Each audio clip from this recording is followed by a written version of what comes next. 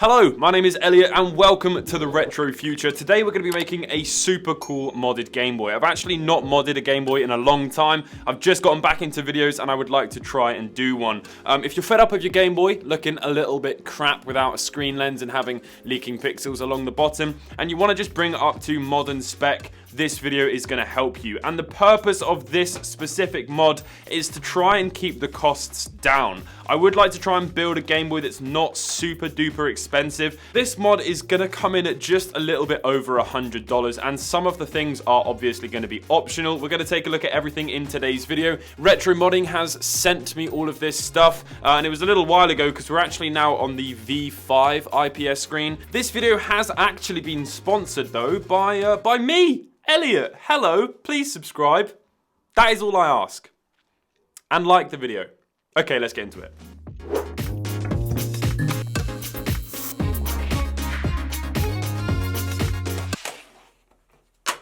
So we've got to start by taking apart a DMG Game Boy. To do this, you'll need a Phillips and a tri-wing screwdriver, and after removing the first screw, give it a gentle stroke and tell it that everything is going to be just fine.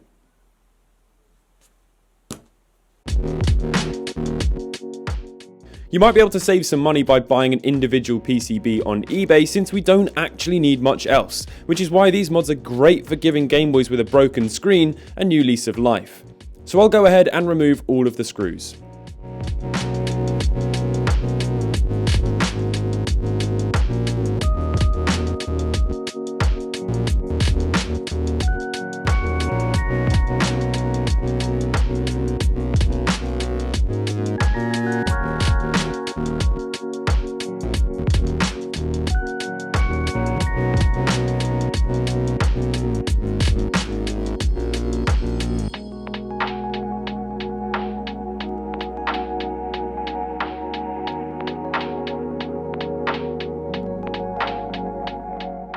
The epicenter of this mod will be the funny playing Rips V4. This thing is a must-have. For under $60 from Retro Modding or $10 less on AliExpress, if you're prepared to wait 10 months and it possibly arrive broken and have zero customer service, this is a game changer mod for the DMG. I know I've done quite a few DMG mods on the channel now, but I got this really cool shell from Retro Modding months back and I really wanted to build it up. Plus it's a really cool retro design and I'm all for that. You'll need to remove 2 screw posts from the shell so that the screen can fit in. I did this with a flush cutter. Next up, go ahead and stick the screen driver board down using the included double-sided tape.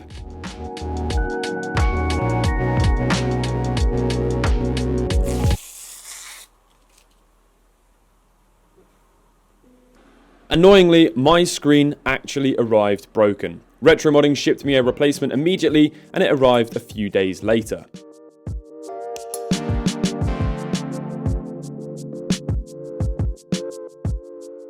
What we need to do is set the screen down into the included 3D printed alignment bracket and then lower the screen into the shell.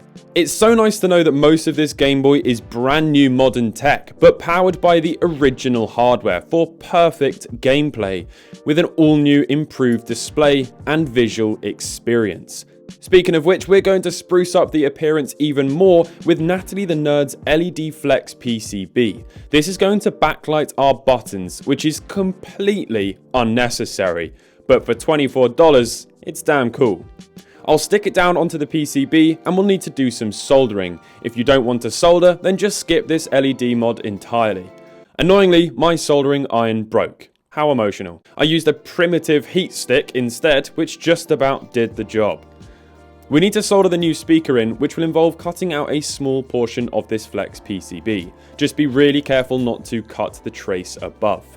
And then I'll go ahead and solder those speaker wires into place.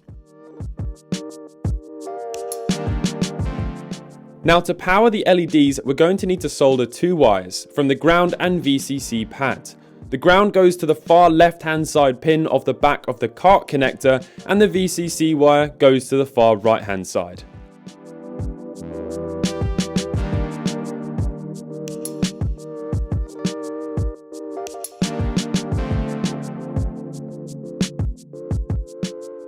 After that, we can wrestle this mumbo jumbo into place and connect all of the ribbon cables.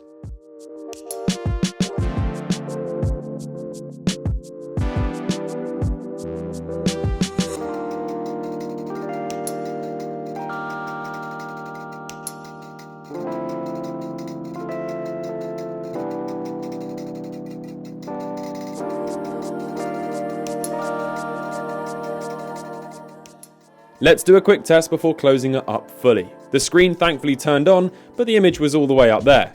This model of IPS screen has what's called an OSD, an on-screen display. This allows us to change the settings of the display and give the screen different effects, and we'll go through all of these in a moment. Once I knew it worked, I fully closed it up and added the finishing touches.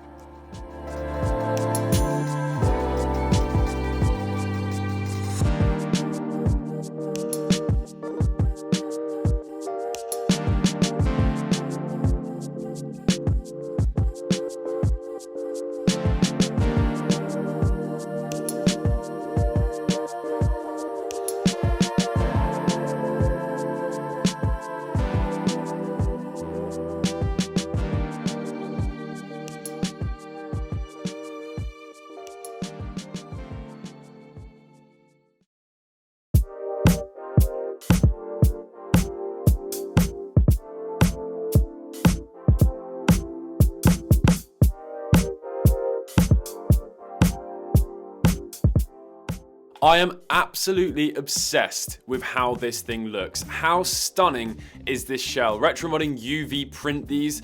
This is not like a paint, it's not gonna flake off. This is actually sort of like a part of the plastic now. It's absolutely fantastic. It's got a clear glass screen lens on there so you can actually see the artwork underneath. I made the mistake of wiping the screen with a cloth after I put the adhesive down, so there's small bits of dust fibers on the adhesive, which is very annoying, but besides that, this thing is absolutely beautiful. You can see the lovely diffusion on the buttons because of the white membranes, the rubber membranes, diffusing the light beautifully, and even through the clear start and select there that Retromodding actually mold themselves.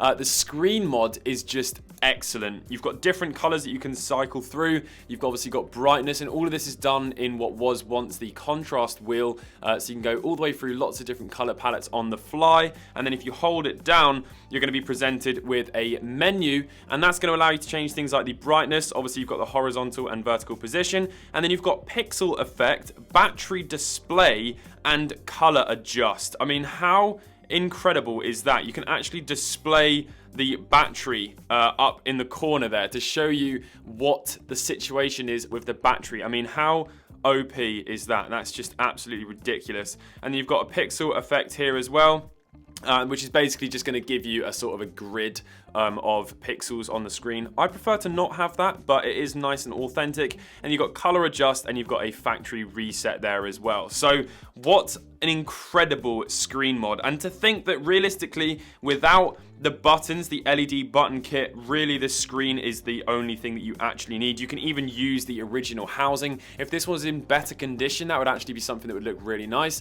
But yeah, it's night and day difference for your mods there, as you can clearly see. And the one thing that I wanted to try and do was one that was relatively affordable, because in the past I've done things like this, which amounts up to the cost of over a Nintendo Switch. And although this thing is absolutely stunning, not everybody can afford to spend hundreds and hundreds of dollars on Game Boy mods, and this is something that's a hell of a lot of fun and very inexpensive.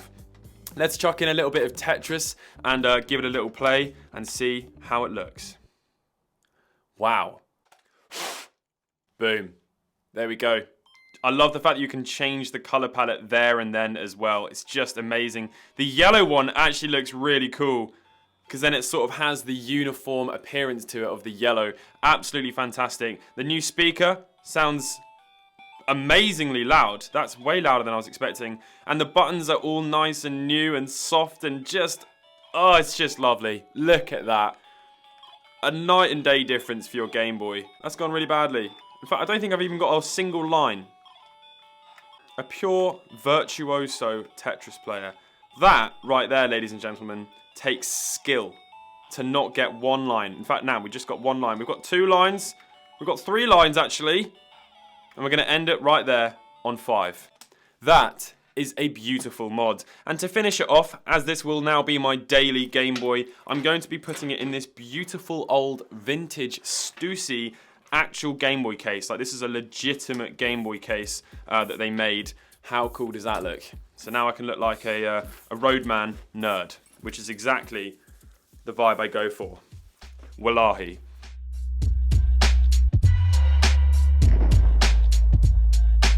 That was actually really cringy. I'm sorry.